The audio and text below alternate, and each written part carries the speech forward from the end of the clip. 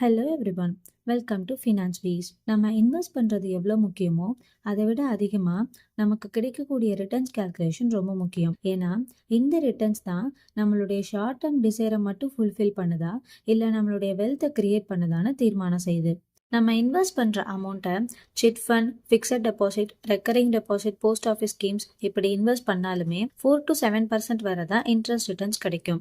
அப்படியே ரிட்டர்ன்ஸ் வந்தாலும் இன்ஃப்ளேஷன் ரேட்டை கால்குலேட் பண்ணால் ரொம்ப கம்மியான ரிட்டர்ன்ஸ் தான் ஏர்ன் பண்ண முடியும். நமக்கு இருக்க நெக்ஸ்ட் ஆப்ஷனான stock market, mutual fund, gold, real எஸ்டேட்டில் இன்வெஸ்ட் பண்ணுறது மூலயமா ஹை ரிட்டர்ன்ஸ் நமக்கு கிடைக்குது.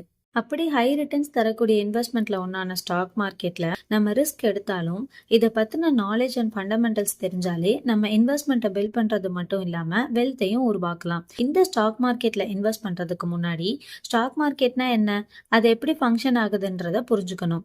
அதை பத்தி தான் இந்த வீடியோல பார்க்க போறோம். ஸ்டாக் மார்க்கெட்னா என்ன?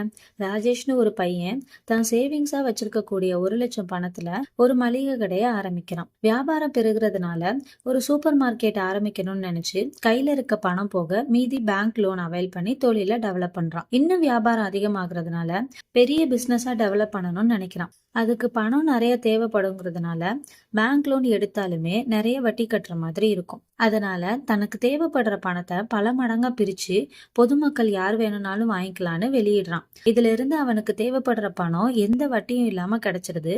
அவன் தொழில் மேல இன்வெஸ்ட் பண்ற பொதுமக்களுக்கும் தன்னுடைய லாபத்துல இருந்து குறிப்பிட்ட ரிட்டர்ன்ஸை கொடுக்கறான். இதைத்தான் ஷேர் மார்க்கெட்னு சொல்றோம். இதை ஸ்டாக் மார்க்கெட்னு சொல்லுவாங்க. இந்தியால இயங்கக்கூடிய பெரிய பெரிய நிறுவனங்களோட ஷேர்ஸை நம்ம வாங்குறது மூலியமா நமக்கு பெரிய ரிட்டர்ன்ஸ் கிடைக்குது.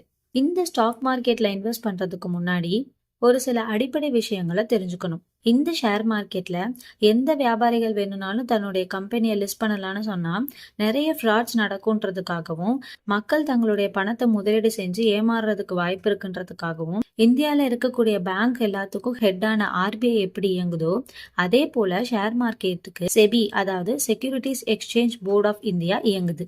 இந்தியன் ஷேர் மார்க்கெட்ல நம்ம கம்பெனியை லிஸ்ட் பண்ணணும்னா செபியுடைய விதிமுறைகளையும் நிபந்தனைகளையும் பூர்த்தி செஞ்சிருக்கணும். அப்படி பூர்த்தி செஞ்சு வர கம்பெனியை ஸ்டாக் எக்ஸ்சேஞ்ச் மூலமா லிஸ்ட் ஆகும். இந்தியால 2 ஸ்டாக் எக்ஸ்சேஞ்ச் இயங்குது. BSE, அதாவது பாம்பே ஸ்டாக் எக்ஸ்சேஞ்ச், இதை சென்செக்ஸ்னு சொல்லுவாங்க. NSE, நேஷனல் ஸ்டாக் எக்ஸ்சேஞ்ச், இதை நிஃப்டின்னு சொல்லுவாங்க.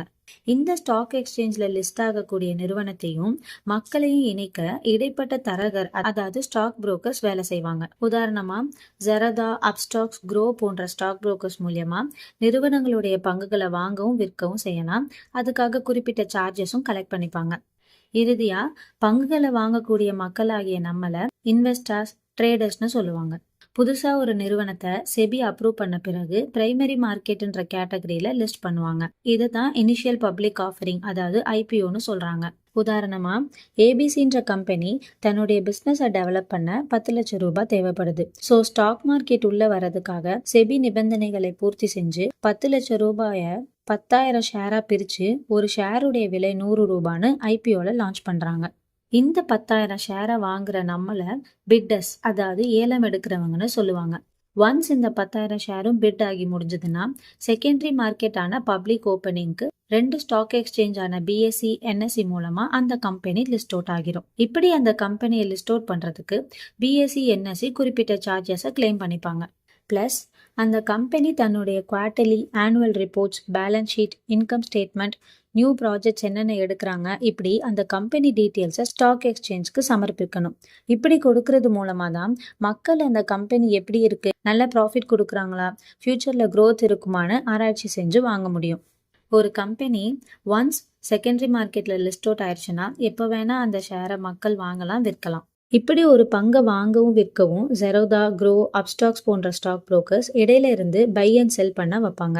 உதாரணமா நான் ஒரு பங்கு வாங்கணும்னு ஆர்டர் போடுறேன்னா இந்த புரோக்கர் ஸ்டாக் எக்ஸ்சேஞ்சுக்கு அதே பங்கு யாராவது விற்கிறாங்களான்னு மெசேஜ் பாஸ் பண்ணுவாங்க. ஒன்ஸ் செல்லர் ஃபவுண்ட் ஆயிட்டாங்கன்னா பையரான என்னையும் செல்லரான உங்களையும் கனெக்ட் பண்ணி நம்ம ஆர்டரை பிளேஸ் பண்ணுவாங்க. எக்ஸாக்டா சொல்லணும்னா என்கிட்ட ஒரு லேண்ட் இருக்கு, அதை விற்கணும்னு நினைச்சு ரியல் எஸ்டேட் டீலரை கான்டாக்ட் பண்றேன். அவங்க பையர் யாராவது இருக்காங்களான்னு பார்த்து ரேட் ஃபிக்ஸ் பண்ணி ரெஜிஸ்டர் ஆஃபீஸ்ல பத்திரம் போட்டு கான்ட்ராக்டை முடிப்பாங்க.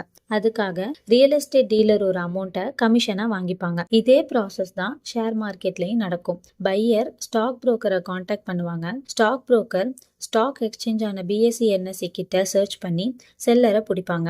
டீலிங் முடிஞ்ச பிறகு சர்டைன் அமௌண்ட்டை சார்ஜ் வாங்கிப்பாங்க. இதுல ரியல் எஸ்டேட் டீலரா ஸ்டாக் புரோக்கர்ஸும் ரெஜிஸ்டர் ஆஃபீஸா ஸ்டாக் எக்ஸ்சேஞ்ச் ஆன பிஎஸ்சி என்எஸ்சியும் சொல்றோம். இந்த ப்ராசஸ்லாம் வித்தின் செகண்ட்ஸ்ல நடந்துரும். ஆனா ஒரு ஓனர் நேம்ல இருந்து இன்னொரு ஓனர் நேம் மாறுறதுனால செட்டில்மெண்ட் டேஸ் எடுக்கும். இந்த செட்டில்மெண்ட் டேஸ் T+2 டேஸ் இருக்கும். அதாவது நம்ம ட்ரேட் பண்ண நாள்லேருந்து 2 நாள். அப்படின்னா நம்ம பை பண்ண ஸ்டாக்ஸ் உடனே நம்ம போர்ட்ஃபோலியோவில் லிஸ்ட் ஆகிரும். ஆனால் ஆஃப்டர் 2 டேஸ் பிறகு தான் அந்த ஸ்டாக்கை விற்க முடியும். இதுதான் T+2 டேஸ்னு சொல்லுவாங்க. ஒரு ஸ்டாக்குடைய பிரைஸ் நிர்ணயமாக டிமாண்ட் அண்ட் சப்ளை பெரிய ரோலை ப்ளே பண்ணுது. உதாரணமா ஏபிசி கம்பெனி 10,000 ஷேர்ஸ் 100 ரூபாய்க்கு லிஸ்ட் பண்ணியிருக்காங்க. ஆனால் எதிர்பார்த்ததை விட 15,000 மக்கள் அந்த ஷேரை வாங்கணும்னு நினைக்கிறாங்க. இந்த இடத்துல டிமாண்ட் அதிகமாக இருக்கு. ஸோ ஷேருடைய பிரைஸ் 101, 103, 107ன்னு இன்க்ரீஸ் ஆகும். இன் ரிவர்ஸ் 8,000 மக்கள் தான் ஷேரை வாங்கணும்னு நினைக்கிறாங்க. அப்போ சப்ளை அதிகமாக இருக்கும். ஸோ ஷேருடைய பிரைஸ் 99, 97, 95ன்னு டிக்ரீஸ் ஆகும். இதெல்லாம் இந்தியன் ஸ்டாக் எக்ஸ்சேஞ்ச் ஆன பிஎஸ்சி என்எஸ்சி ஒவ்வொரு கம்பெனியோட அல்காரிதம் வச்சிருப்பாங்க. ஸோ டெய்லி எவ்வளோ வால்யூம் ட்ரேட் ஆகுதுன்னு பார்த்து வித்தின் செகண்ட்ஸ் மாறுபட்டுட்டே இருக்கும். நம்மள நிறைய பேர் stock market is like a gambling, luck இருக்கணும், நிறைய ரிஸ்க் இருக்கு இப்படிலாம் சொல்லி கேள்விப்பட்டிருப்போம். But the biggest risk is not taking any risk. Mark Zuckerberg. So think smarter to create wealth. இந்த வீடியோ உங்களுக்கு பிடிச்சிருந்ததுன்னா லைக் பண்ணுங்க, ஷேர் பண்ணுங்க, கமெண்ட் பண்ணுங்க. இன்னும் ஃபினான்ஸ் சம்மந்தப்பட்டதை தெரிஞ்சுக்க ஃபினான்ஸ் பீஸ் சேனலை சப்ஸ்கிரைப் பண்ணுங்க. தேங்க்ஸ் ஃபார் வாட்சிங்.